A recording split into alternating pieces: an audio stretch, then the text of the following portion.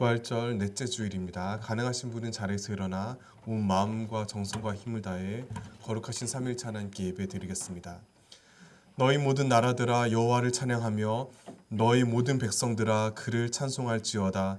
우리에게 향하신 여호와의 인자하심이 크시고 여호와의 진실하심이 영원하미로다.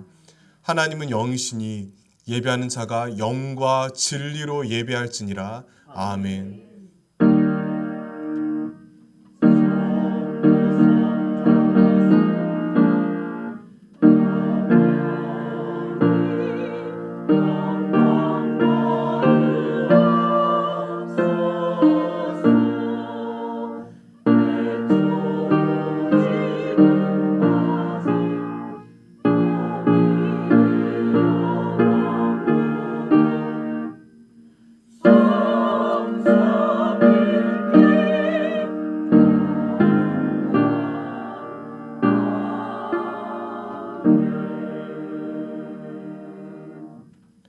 사랑의 주 하나님, 저에게 한마음 주시어 교회로 모이게 하신 은혜에 감사와 찬양 드립니다. 이 시간 드린 예배를 통해 하나님을 온전히 찬양하며 이웃에게 칭찬받는 참된 그리스도인 되게 하여 주시옵소서. 아멘. 주 예수 그리스도 이름으로 기원합니다. 아멘. 함께 경배 찬송 39장 찬양하겠습니다.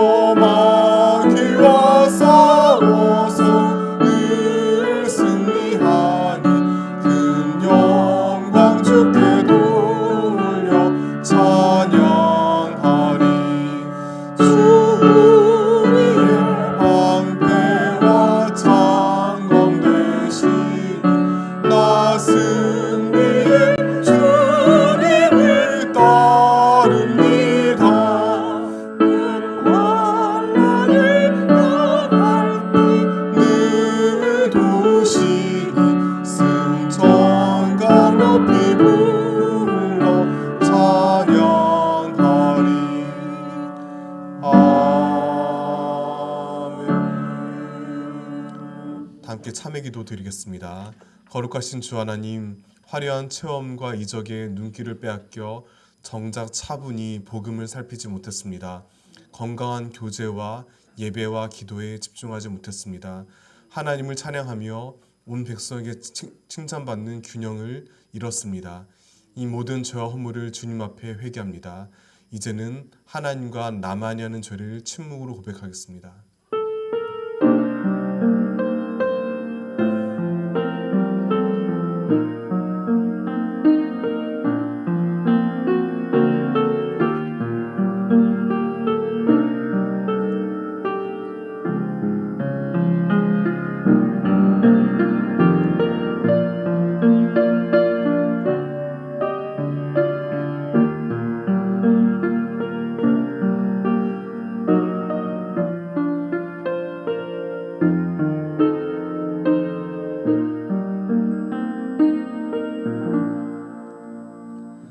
여기 우리에게 주시는 용서의 말씀이 있습니다. 너희는 옷을 찢지 말고 마음을 찢고 너희 하나님 여호와께로 돌아올지어다. 그는 은혜로우시며 자비로우시며 노하기를 더디하시며 인애가 크시사 뜻을 돌이켜 재앙을 내리지 아니하시나니. 아멘. 우리 죄를 용서하신 영광의 하나님께 사도신경으로 신앙 고백하겠습니다. 나는 전능하신 아버지 하나님 천지의 창조주를 믿습니다. 나는 그의 유일하신 아들 우리 주 예수 동정녀 마리아에게서 나시고 본디오 빌라도에게 고난을 받아 장사된 지 사흘 만에 죽은 자 가운데서 다시 살아나셨으며 하늘에 오르시어 전능하신 아버지 하나님 우편에 앉아 계시다가 거기로부터 살아있는 자와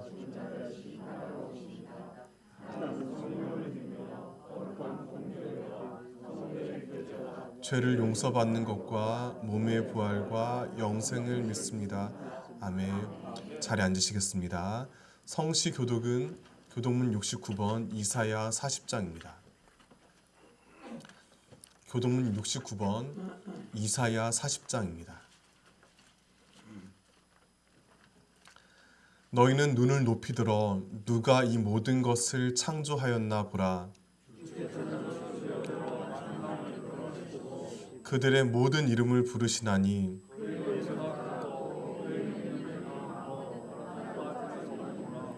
야곱아 어찌하여 내가 말하며 이스라엘아 내가 이르기를 내 길은 여호와께 숨겨졌으며 너는 알지 못하였느냐 듣지 못하였느냐 영원하신 하나님 여호와 땅 끝까지 창조하신 이는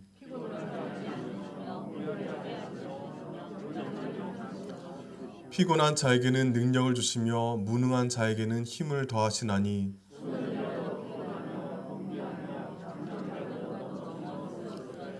오직 여호와를 앙망하는 자는 새 힘을 얻으리니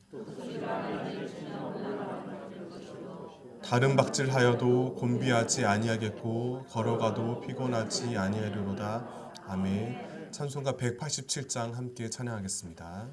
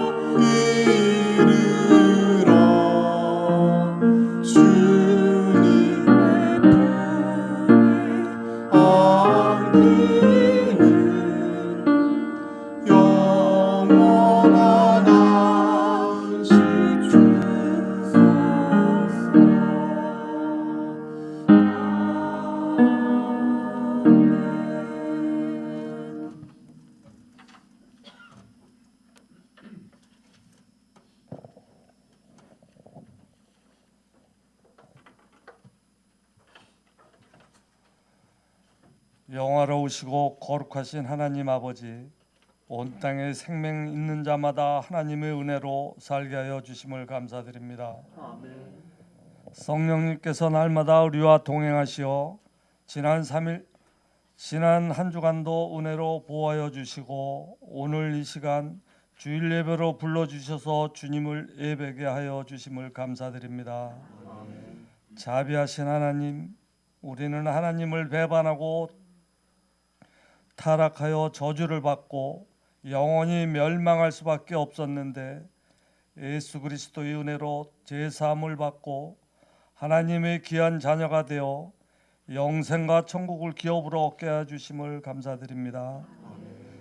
사랑이 많으신 하나님, 땅의 많은 열방 중에도 이 민족에게 긍휼을 베푸신 하나님의 이름을 부르며 예배하는 민족 되게 하여 주신 은혜를 감사드립니다.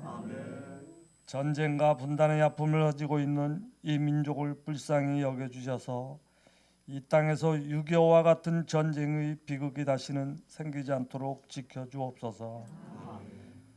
평화적으로 통일이 이루어지고 그리스도의 평화와 구원의 은혜가 전 민족 위에 넘쳐나 민족 복음화를 이루고 세계 선교에 쓰임받는 민족이 되게 하여 주옵소서.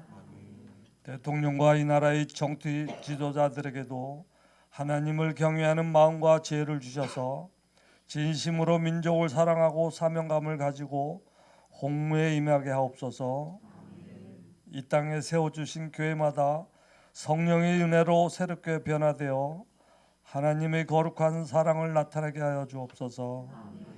정배교회에 은혜를 주셔서 성령의 역사가 크게 일어나며 기도와 말씀과 복음 전도에 크게 쓰임 받는 교회가 되게 하여 주옵소서.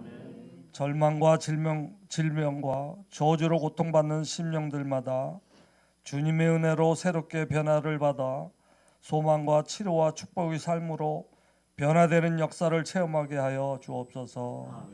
자비하시고 거룩하신 주님, 오늘 이 시간 주의 은혜를 간절히 기대하고 나온 우리 모든 성도들마다 하나님을 만나고 심령이 새로워지게 하옵소서. 가지고 나온 문제마다 하나님의 역사를 체험함으로 해결받게 하여 주옵소서. 거룩하신 성령님 말씀을 전하여 주시는 주의 종에게 기름 부어 주셔서 선포되는 말씀을 통하여 우리의 심령이 힘을 얻고 새로워지게 하여 주옵소서. 찬양으로 영광 돌리는 가브리엘 성가대 함께하여 주셔서 그리스도의 은혜로 충만케 하여 주옵소서. 이 모든 말씀 예수님의 이름으로 기도합니다. 아멘. 이 모든 간구를 예수님의 이름으로 기도드리며 이제는 주님께서 가르쳐 주신 기도를 다 함께 드리겠습니다. 하늘에 계신 우리 아버지, 아버지의 이름을 거룩하게 하시며 아버지의 나라가 오게 하시며 아버지의 뜻이 하늘에서와 같이 땅에서도 이루어지게 하소서. 오늘 우리에게 일용할 양식을 주시고 우리가 우리에게 잘못한 사람을 용서해 준 것 같이 우리 죄를 용서하여 주시고 우리를 시험에 빠지지 않게 하시고 악에서 구하옵소서. 나라와 권능과 영광이 영원히 아버지의 것입니다. 아멘.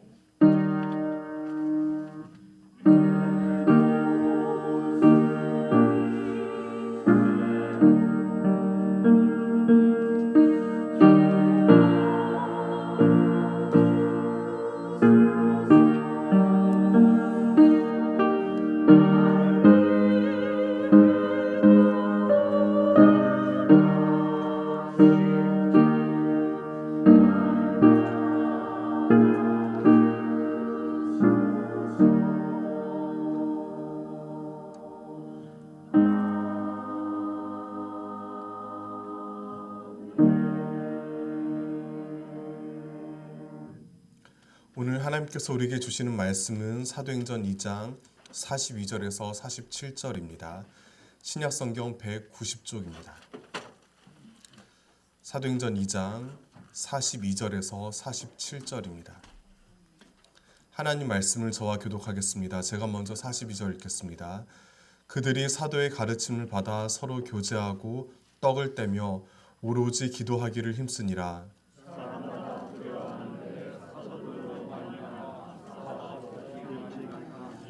믿는 사람이 다 함께 있어 모든 물건을 서로 통용하고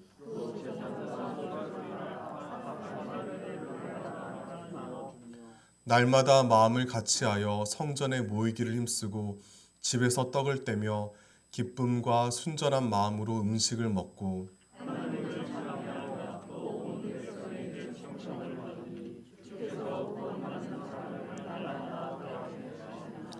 아멘. 하나님의 말씀입니다. 하나님 감사합니다.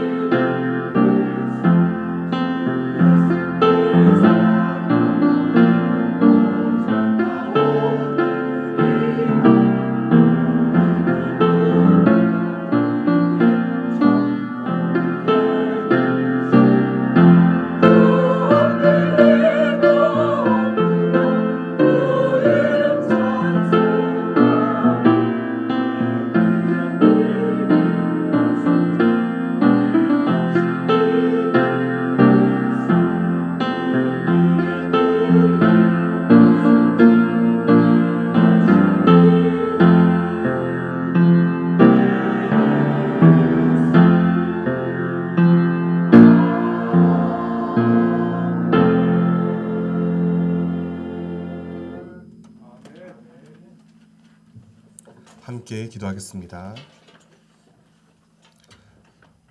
참 진리의 주 하나님, 이 시간 성령께서 비추시는 빛으로 저희 안에 거짓의 어둠을 내몰고 복음의 능력과 은혜로 충만하게 하여 주시옵소서. 주 예수 그리스도 이름으로 기도드립니다. 아멘. 이 시간 주님의 은혜와 평강 가득하시기를 축복합니다. 혹시 2007년을 기억하실지 모르겠습니다. 벌써 20년 가까이 되었습니다. 저는 군대에서 전역하고 그해 2007년에 복학했습니다. 그때 온 교회가 어게인 1907을 외치며 들썩였습니다. 100년 전 있었던 평양 대부흥이 다시 일어나기를 간절히 바랐습니다. 뜨거운 부흥을 소망하며 각종 집회가 전국 곳곳에서 열렸습니다. 관련 행사와 이벤트가 1년 내내 이어졌습니다. 관련 집회를 한 번쯤은 참석해 보셨을 겁니다. 그때 이미 한국교회는 여러모로 신뢰를 잃어가고 있었습니다. 많은 어려움을 겪었습니다. 그러한 위기를 돌파하기 위해 평양 대부흥을 추억했습니다. 그 열망을 타고 하나님을 움직여 뭔가 대단한 일이 일어날 것만 같았습니다. 분명 그 안에는 순수한 소망이 있었습니다. 진심 어린 반성과 회개도 담겨 있습니다. 따라서 저는 그때 그 열망 자체를 함부로 비웃거나 비난하고 싶지 않습니다. 하지만 정직하게 성찰할 필요가 있습니다. 그 이후 약 20년이 지난 지금의 상황은 어떻습니까? 교인 수는 훨씬 더 줄었습니다. 교회는 더욱더 큰 사회적 비난을 듣고 있습니다. 1907년의 대부흥이 다시 일어나길 바랐던 열망 자체가 나쁘다는 이야기가 아닙니다. 그렇지만 뭔가 화려하고 그럴듯한 많은 사람들이 모여 경험하는 뜨거운 경험이 지닌 한계를 분명히 주의해야 합니다. 우리 개인의 신앙도 마찬가지입니다. 저마다 하나님을 만났던 가슴 벅찬 순간이 있으실 겁니다. 너무나 중요한 추억입니다. 뚜렷한 체험이 없다면 자연스럽게 바라고 기대하게 됩니다. 몇십 년 전까지 이른바 부흥회가 유행했던 이유입니다. 강력한 음사를 체험하기를 소망하며 모기 시도로 부르짖었습니다. 그 결과 놀라운 이적이 일어나기도 했습니다. 그렇지만 특별한 체험만으로 충분하셨습니까? 함께 청소년부 혹은 청년부 수련회에서 뜨겁게 기도했던 친구 가운데 지금은 교회를 떠난 경우를 쉽게 보실 겁니다. 심지어 신앙을 저버린 경우도 많습니다. 멀리 갈 것도 없습니다. 자신에게 정직하게 물어야 합니다. 많은 사람에 섞여 확실한 음성은 듣고 눈부신 환상을 보았다고 해서 끝이 아닙니다. 여전히 삶은 버겁습니다.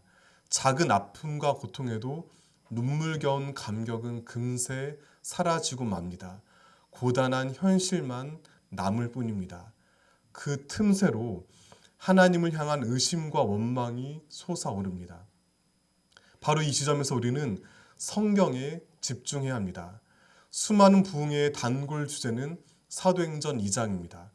오순절 마가의 다락방에서 성령께서 나타나셨습니다. 급하고 강한 바람 같은 소리가 났습니다. 불의 혀처럼 갈라지는 것들이 각 사람 위에 임했습니다. 그뿐만이 아닙니다. 이윽고 여러 나라 언어로 말하기 시작했습니다. 그 모습을 본 주위 사람들이 크게 놀랍니다. 그런 그들을 향해 베드로가 담대히 일어나 복음을 전했습니다. 예수 그리스도의 십자가와 부활을 선언했습니다. 그러자 무려 3,000명이나 되는 많은 사람이 세례를 받고 그리스도인이 되었습니다.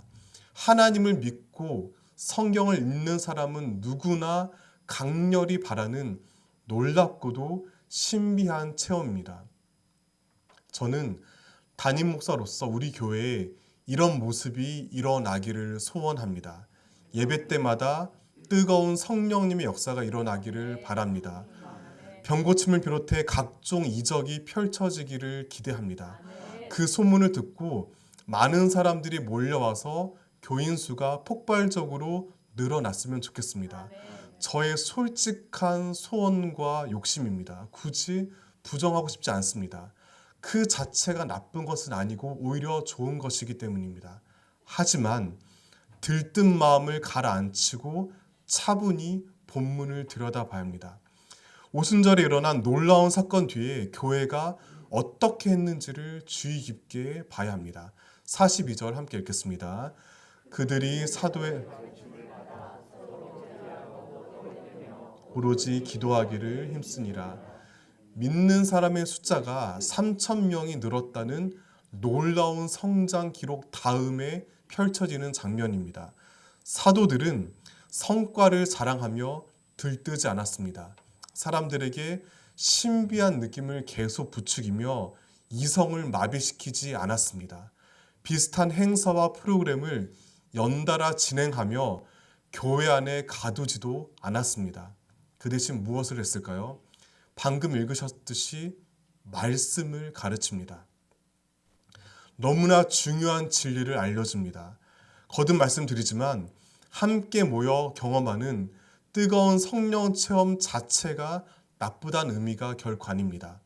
하나님께서는 얼마든지 오늘날에도 놀라운 이적을 일으키시어 교회를 부흥하게 하십니다. 그러한 신비를 부정하거나 외면해서는 안 됩니다. 대신 거기서 멈추지 말고 그 다음을 향해 나아가야 합니다. 바로 성경 위에 굳게 선 신앙입니다.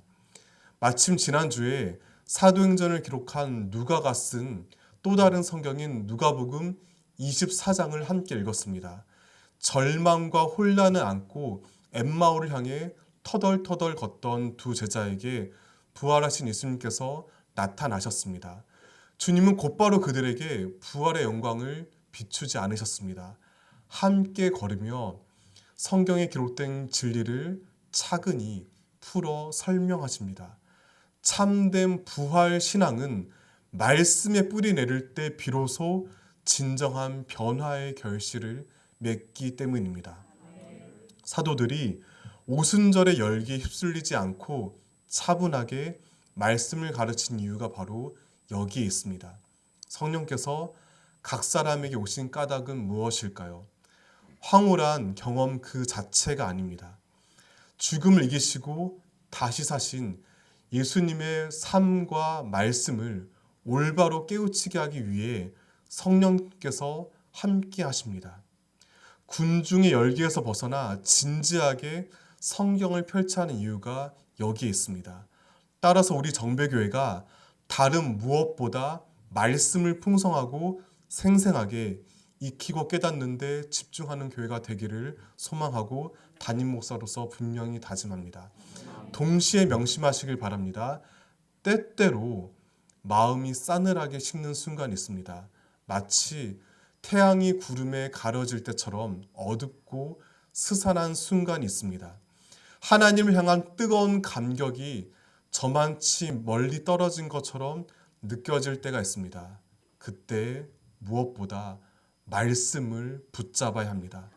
성경을 펼쳐 읽어야 합니다. 거기에 담긴 예수님의 복음을 곱씹어야 합니다.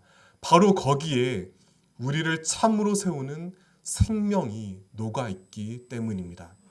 조금 전에 읽었던 본문 42절에는 교회를 교회답게 하는 가장 근본적인 4가지 특성을 보여줍니다.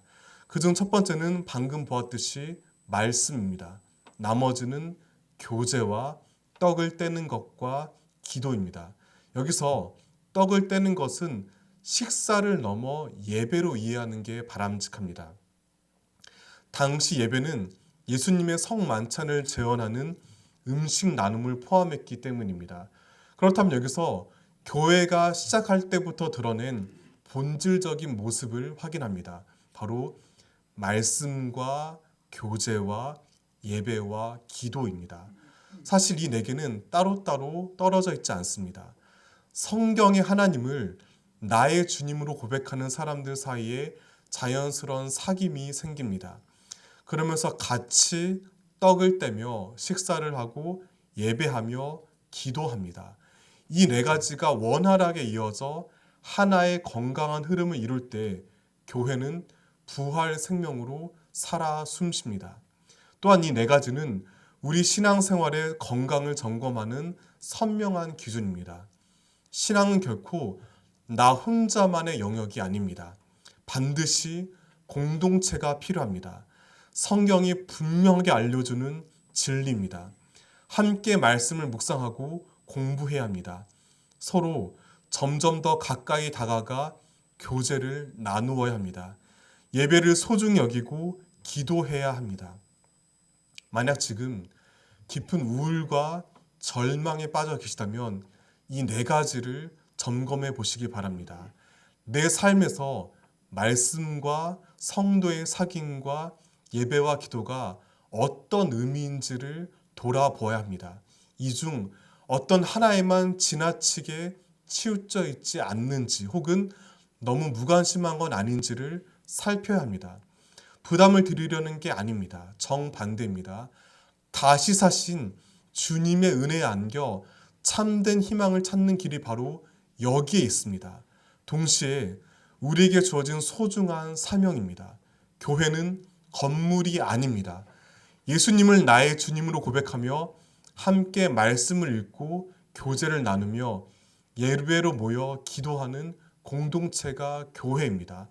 우리가 정배교회로 모인 목적은 규모를 키우는 게 아닙니다. 교회 이름을 널리 알리고 영향력을 자랑하는 것도 아닙니다. 부활의 복음을 믿고 소망할 때 얼마나 아름다운 나눔이 일어나는지를 생생하게 드러내 보여주는 건강한 통로가 되어야 합니다. 남들 보기에는 우리 교회가 양평에 있는 그저 작고 예쁜 교회일지 모릅니다. 그렇지만 진정한 성령 충만을 힘입어 부활신앙의 본질을 꽃피우는 공동체로 세워갈 때 하나님께서 무엇보다 기뻐하시는 참으로 건강한 교회로 자라갈 줄 믿습니다. 우리가 꿈꾸고 닮아가야 할 교회의 모습을 구체적으로 살펴보겠습니다. 44절과 45절 새한글 성경으로 함께 읽겠습니다. 믿는 사람 모두가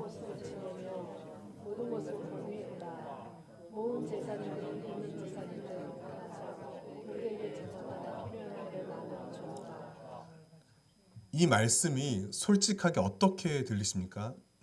사실 몹시 불편합니다. 만약 제가 여러분에게 당장 재산을 모두 팔고 다음 주까지 교회로 가져오라면 어떻게 반응하시겠습니까? 대부분 불쾌하시며 화를 내실 겁니다. 당장 사이비 혹은 이단으로 반응하시고 저를 내보내실 겁니다. 너무나 당연합니다. 특히나 오늘날과 같은 자본주의 사회에서 피땀 흘려 번 돈은 목숨과 같습니다. 무엇보다 귀하고 소중합니다. 하지만 이때 교회는 공산주의처럼 사람들에게 강제로 돈을 뜯어서 나눠준 게 아닙니다. 스스로 지갑을 열었습니다. 부활의 복음이 그들을 강력하게 사로잡았기 때문입니다. 교회는 돈을 넘어서는 위대한 가치를 분명히 깨달았습니다. 성령께서 성도의 눈을 여시어 가난한 사람들의 아픔과 절망을 마주 보게 하셨습니다. 내게 주어진 재물이 오로지 나만을 위한 게 아니라는 것을 확실히 알게 하셨습니다. 그러자 교회는 하나님의 마음이 있는 곳을 향해 나눔을 실천했습니다. 이 모습은 그냥 툭 튀어나온 게 아니라 구약 성경에 뿌리가 있습니다. 바로 이스라엘 백성이 광야를 지날 때 하나님께서 날마다 내려주신 만나입니다. 출애굽기 16장 18절 화면 보시면서 함께 읽겠습니다. 오멜로 되어 본즉 많이 거둔 자로 적게 거둔 자도 부족함이 없이 이스라엘이 험한 광야 여정을 이어갈 수 있었던 힘은 하나님께서 매일 만나로 먹이셨기 때문입니다. 그런데 이 만나에는 신비로운 특징이 있습니다. 자기 마음대로 긁어 모아 계속 보관할 수 없습니다. 아무리 많이 쌓아둬 봤자 금세 썩어 없어집니다. 또한 어쩌다 하루 이틀 적게 거두어도 괜찮습니다. 날마다 내리는 만나로 굶주린 배를 다시 채울 수 있기 때문입니다. 따라서 하나님의 이끄심을 따라 광야를 함께 지나는 사람들 사이에 지나치게 부유하거나 가난한 사람은 없습니다. 함께 먹으며 공동체를 이룹니다. 사도행전에 기록된 첫 번째 교회는 물론이고 오늘 우리가 깊이 곱씹어야 할 진리입니다. 물론 공산주의 오류를 반복하지 말아야 합니다. 현실을 살아가는 인간의 지극히 당연한 욕구를 무시할 수 없습니다. 사람은 누구나 내 것을 가지고자 합니다. 아무리 그럴듯한 명분이 있더라도 남의 재산을 억지로 뺏지 말아야 합니다. 그 대신 복음이 우리를 움직이게 합니다. 만나의 원리를 살아내야 합니다. 내가 가진 돈의 주인이 진정 누구인지 되물어야 합니다. 하나님이 주인이라고 고백한다면 하나님께서 쓰고자 하시는 곳을 향해 재물을 사용해야 합니다. 이것은 또한 교회가 건강해지는 길입니다. 교회는 돈을 쌓아두는 곳이 아닙니다. 흘려보내야 합니다. 부디 우리 정배교회가 이 시대의 만나를 나누는 주님의 손과 발이 되기를 소망합니다. 건강한 교회의 두 번째 특성이 있습니다. 차별 없이 함께 식사합니다. 46절 함께 읽겠습니다. 날마다 마음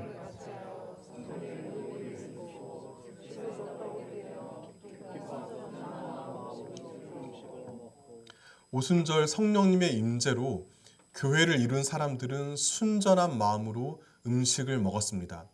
여기서 순전하다라는 말은 돌이 없는 매끄럽고 평탄한 상태를 의미합니다. 꾸미거나 차별하지 않았다는 뜻입니다. 어떤 속셈이나 계산이 없이 먹었습니다. 그리스도 안에서 같은 형제 자매이기에 거리낌 없이 함께 식사하였습니다. 오늘날 기준으로는 별거 아닌 것 같습니다. 얼핏 평범한 식사 장면을 떠올리게 합니다. 하지만 당시 로마 사회의 문화를 염두에 둔다면 무척 충격적인 모습입니다. 이해를 돕기 위해 화면을 준비했습니다. 당시 로마 귀족들은 트리클리늄에 불리는 저녁 연회 자리에서 화면에 보시듯이 디귿자 형태로 소파에 비스듬히 누워서 식사를 했습니다. 이런 식사 자리에는 철저한 서열이 있었습니다. 가장 중심에 좋은 자리에는 최상위 귀족이 누워 있습니다. 신분이 낮을수록 점점 자리가 나빠집니다. 심지어 음식의 질도 다릅니다. 주인에게는 최상급 와인을 따라주지만 신분 낮은 사람에게는 싸구려 포도주를 줍니다. 심지어 노예는 그 자리에 들어오지도 못한 채 문가에 서서 먹습니다. 따라서 로마 문화에서 식탁은 신분을 증명하는 무대였습니다. 누가 어디에 앉아 무엇을 먹느냐가 곧 그 사람의 사회적 위치입니다. 유대사회도 마찬가지였습니다. 정결법에 따라 누구와 함께 밥을 먹을 수 있는지 없는지를 엄격하게 구분했습니다. 유대인은 이방인과 함께 식사하지 않았습니다. 그뿐만 아니라 사회적으로 죄인으로 낙인 찍힌 사람과 같은 식탁에 앉지 않았습니다. 예수님이 세리와 함께한 식사가 큰 논란을 불러일으킨 이유입니다. 그렇다면 초기 교회 식탁에는 누가 앉아 있었을까요? 그들의 식사 장면을 머릿속에 떠올려 보시길 바랍니다. 로마 귀족이 화려한 옷을 걸치고 품위 있는 표정을 지으며 앉아 있습니다. 그 옆에는 바다 내음과 땀 냄새가 묘하게 뒤섞인 갈릴리 어부가 앉아 있습니다. 맞은편에는 먼 나라에서 온 상인이 그리고 어제까지 매를 맞던 노예가 나란히 앉아 있습니다. 그들 모두 재산, 지식, 사회적 지위를 상관하지 않았습니다. 똑같은 빵을 떼어 먹으며 서로를 향해 형제 자매라고 불렀습니다. 이러한 식사 장면이 그 시대 로마인 눈에 어떻게 비쳤을까요? 굉장히 이상한 사람들입니다. 매우 위험한 집단입니다. 사회 질서를 무너뜨리는 불온 세력으로 보였습니다. 실제로 교회는 심각한 오해를 받았습니다. 거기서 멈추지 않고 가혹한 핍박으로 이어졌습니다. 시간이 흘러 수많은 순교자가 생긴 씨앗이 당시 제국의 눈에 비친 위험천만한 식사였습니다. 그러나 동시에 그 식탁은 그전까지 알지 못했던 위대한 사귐을 보여주었습니다. 신분과 서열이 사라졌습니다. 힘있고 부유한 사람들이 가난하고 못 배운 사람들과 같은 눈높이로 마주 보았습니다. 너무나 낯설지만 너무나 아름다운 교제입니다. 그 위대한 나눔이 세상을 바꾸었습니다.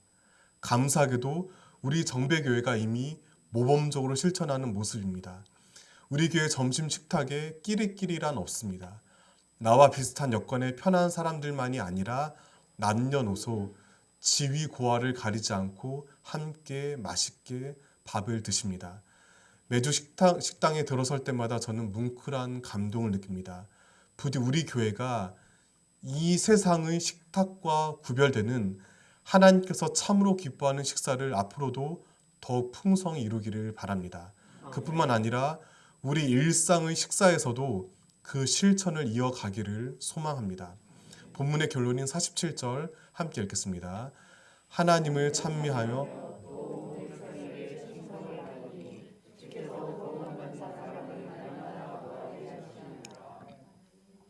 여기서 우리는 두 가지 방향을 확인합니다. 위로는 하나님을 향한 찬미, 옆으로는 온 백성에게 받는 칭송입니다. 이때 찬미와 칭송을 좀 더 익숙한 단어 찬양과 칭찬으로 바꿀 수 있습니다. 오늘 설교의 제목이기도 합니다.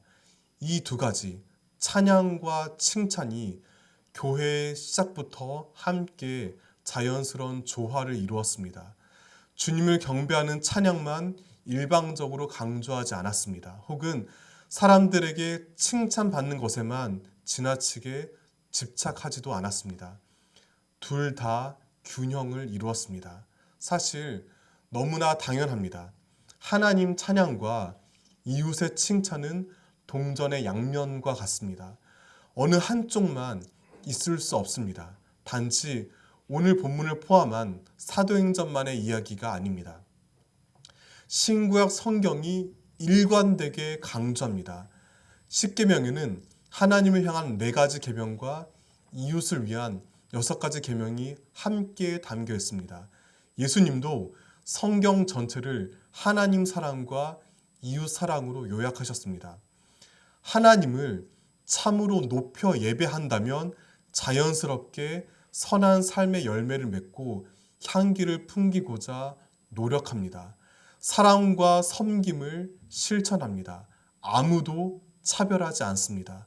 굶주리는 사람들을 외면하지 않습니다.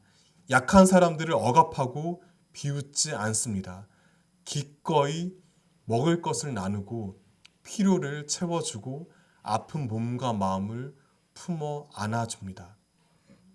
그 모습이 주위 사람의 칭찬으로 이어집니다. 그 결과 주님께서 날마다 교회로 구원받는 사람들을 더해 주셨습니다. 순서를 놓치면 안 됩니다. 흔히 구원받는 사람을 날마다 더하게 하셨다는 내용에 더 눈길을 뺏깁니다. 그렇게 당시 교인 수가 폭발적으로 늘어났다는 사실에 흥분합니다. 솔직히 저 역시 마찬가지입니다. 제가 정배교에 부임해서 몇 배로 부흥했다는 말을 들었으면 좋겠습니다. 마땅히 꿈꿀 수 있는 일입니다. 하지만 위험합니다. 자칫 숫자 연연의 본질을 놓치기 때문입니다. 1세기 교회의 교인 수가 급격하게 늘어난 것은 부활의 영이신 하나님이 성령께서 이루신 일입니다. 사람이 억지로 해낼 수 있는 업적이 아닙니다. 그럴듯한 분주한 이벤트와 프로그램으로 애써 이뤄낸 실적도 아닙니다. 그저 교회의 본질인 말씀과 교제와 예배와 기도에 최선을 다했을 뿐입니다. 그 가운데 자연스럽게 하나님을 찬양하였고 이웃에게 칭찬받을 만한 복음을 실천했습니다. 그 결실로 성도의 수가 늘었습니다. 따라서 사람들 보기에 그럴듯한 성과가 아니라 진정 중요한 핵심에 집중하시길 바랍니다. 바로 신앙과 삶의 조화입니다. 주일 예배뿐만 아니라 새벽 기도회와 수요 성경 공부에 가급적 꾸준히 참석하시길 바랍니다. 말씀을 즐겁게 가까이 하고 찬양하며 기도하시길 바랍니다. 하나님을 경외하고 높이는 예배를 삶의 중심에 두시기를 바랍니다. 동시에 하나님의 마음을 품고 주위 사람들을 돌보는 일에 최선을 다해야 합니다. 말과 행동이 칭찬받을 만해야 합니다.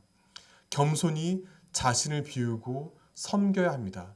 로마 제국의 오만처럼 힘을 드러내고 과시하기보다는 기꺼이 낮아질 줄 알아야 합니다. 배려하고 물러서서 약한 사람들을 오히려 높이고 품어야 합니다. 그렇게 교회의 겉모습에 연연하는 게 아니라 진정한 부활 공동체의 본질을 깊이 헤아리고 삶으로 드러내시기를 바랍니다. 그때 하나님께서 당신의 방법으로 우리 교회 안에 풍성히 열매 맺으실 줄 믿습니다. 우리나라 초기 그리스도인들은 예수님을 믿기로 결심하고 신앙 고백과 함께 앞으로 어떻게 살겠다는 다짐을 글로 적었습니다. 관련 기록을 살펴보면 주의를 거룩하게 지키고 험한 말을 하지 않겠다는 내용이 주로 담겨 있습니다. 그 외에 많이 언급되는 또 다른 중요한 결심이 있습니다. 혹시 짐작하시겠습니까?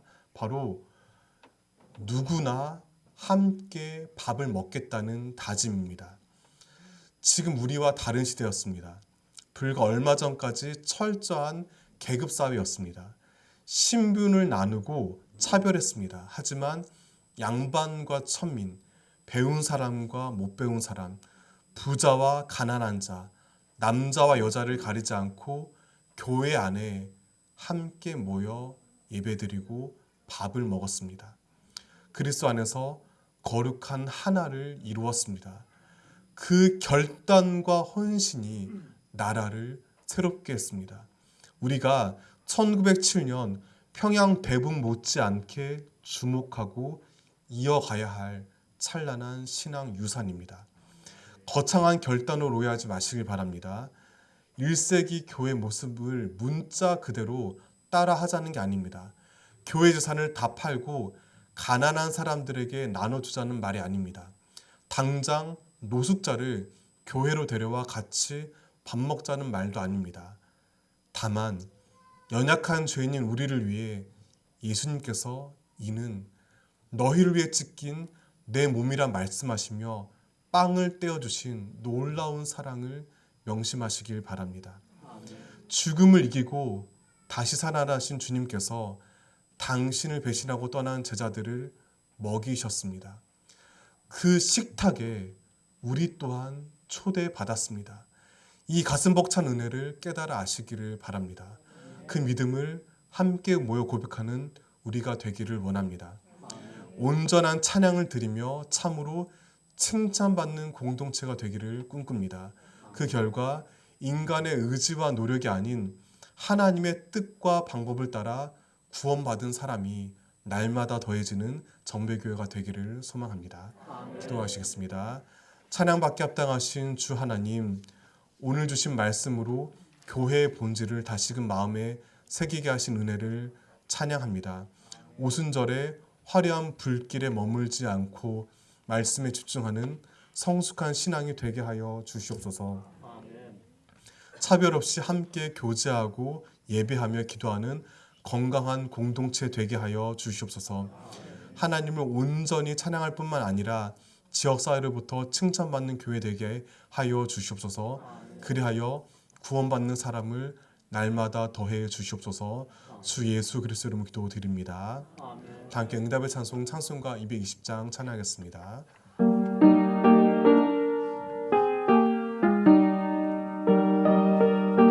오늘 바다 모든 사람 내 몸같이 알란 듯이 진심으로 사랑하세. 사랑하는 주님 앞에 온갖 충성 다 바쳐서 괴로우나 즐거우나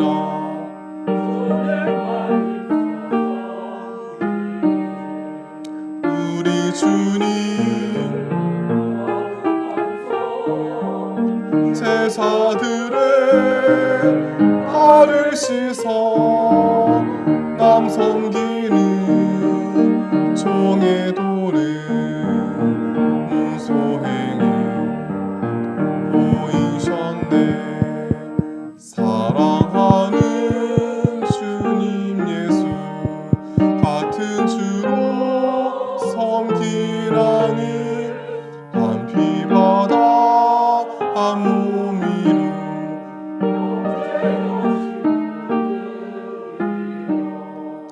한 몸같이 친밀하고 마음으로 하나 되어 우리 주님 크신 뜻을 우리 1절부터 다시 보겠습니다. 사랑하는 주님 앞에 형제 자매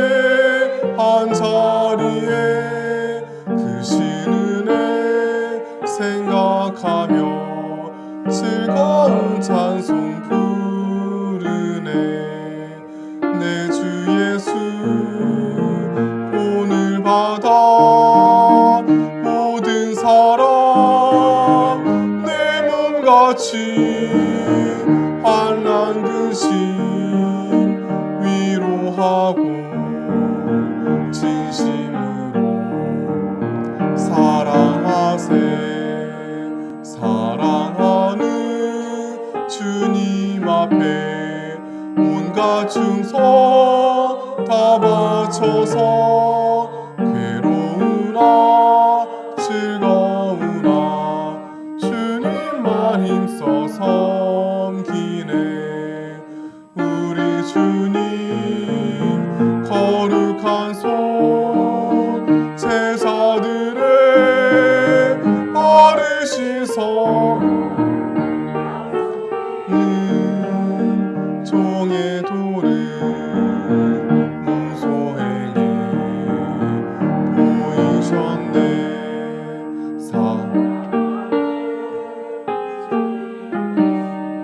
같은 주로 섬기나니 한 피바다 한 몸 이룬 형제여 친구들이여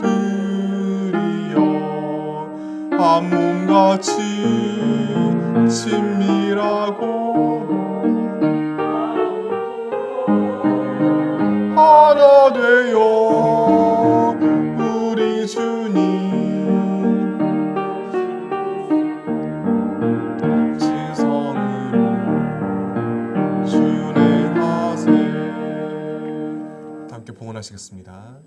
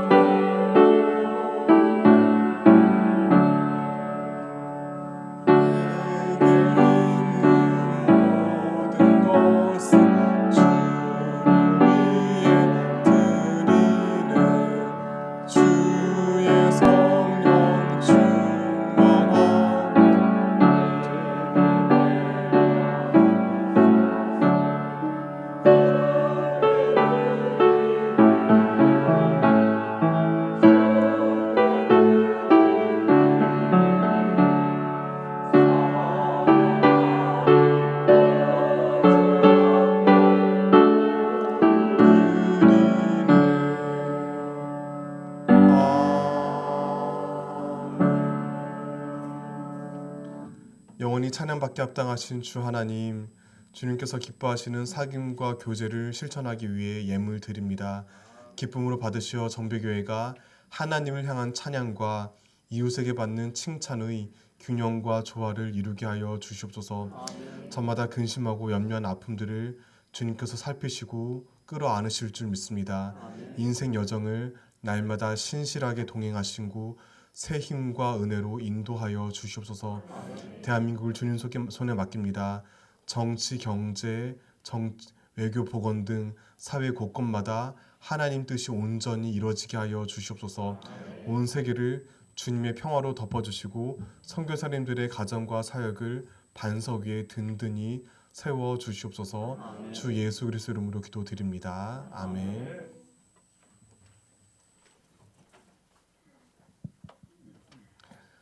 교회 소식 말씀드리겠습니다. 교회 대청소가 오늘 점심 식사 후에 있습니다.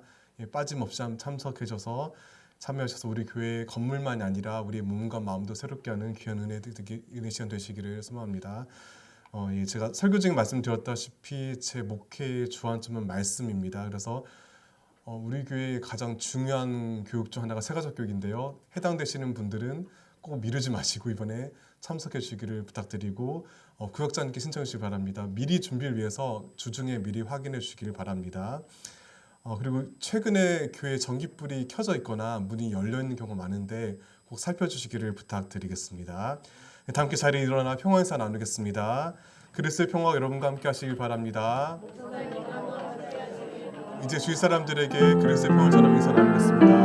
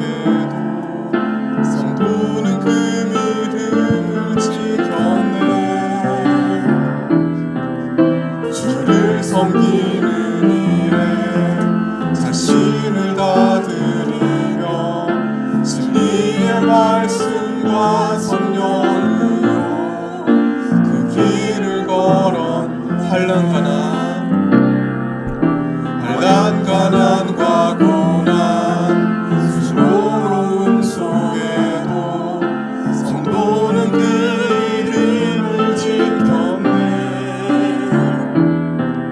주를 섬기는 일에 자신을 다 드리며 진리의 말씀과 성령으로 그 길을 걸었네. 그리스도 안에서 새롭게 하시고 그리스도로 인하여 자유케 되었네.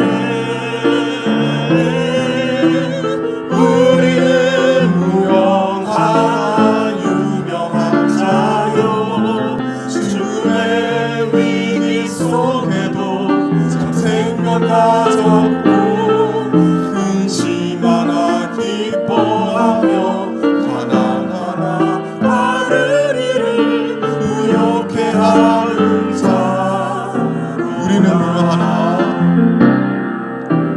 우리는 무명하나 유명한 자요 죽음의 위기 속에도 참 생명 가졌고 근심하나 기뻐하며 가난하나 받을 일을 부욕해 하는. 한 번 더 고백합니다.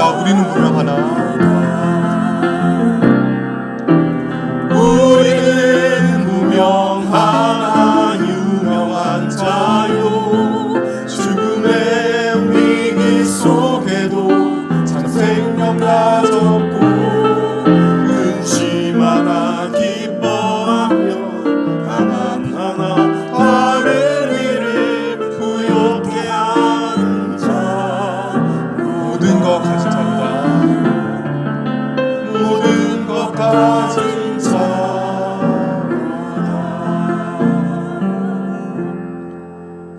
주님께서 그대에게 복을 내리셔서 그대를 지켜주시기 바랍니다. 주님께서 그 얼굴빛을 그대에게 비추셔서 그대에게 은혜 베풀어 주시기 바랍니다. 주님께서 그 얼굴을 그대에게로 드셔서 그대에게 평화 주시기 바랍니다.